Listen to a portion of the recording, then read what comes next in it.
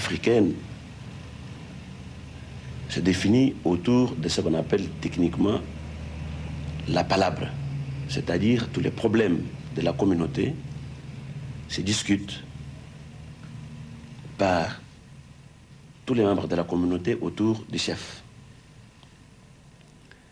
Et tout le monde s'exprime librement dans son point de vue et arrive à prendre des décisions qui sont exécutoires.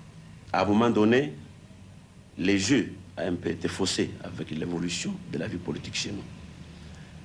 Quand on dit que l'IMPR, c'est un parti unique, chez nous, nous préférons l'appeler plutôt parti national. C'est parce que l'IMPR a, donc je vous dis, je crois personnellement que en s'écartant de la philosophie même du manifeste de l'Ancélé, on a fait du IMPR un parti qui n'est pas basé sur l'adhésion libre. Et à un moment donné, on a déclaré que tout Zaïrois, de par sa naissance, est membre du IMPR. Et chez nous, d'ailleurs, il y a un dicton, un slogan en lingala qui dit « Olinga, olingate, ozali IMPR », c'est-à-dire que tu le veuilles ou non, tu es membre du IMPR.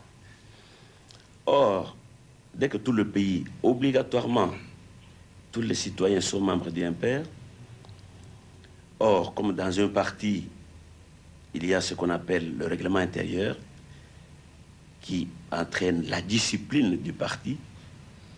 Donc, vous voyez, dans un parti où l'on n'a pas adhéré librement, et dès qu'on y applique la discipline du parti, qui normalement ne peut se comprendre que dans un parti où l'on a adhéré librement, vous voyez que tout de suite, ça donne lieu à énormément d'abus. On ne sait plus s'en sortir.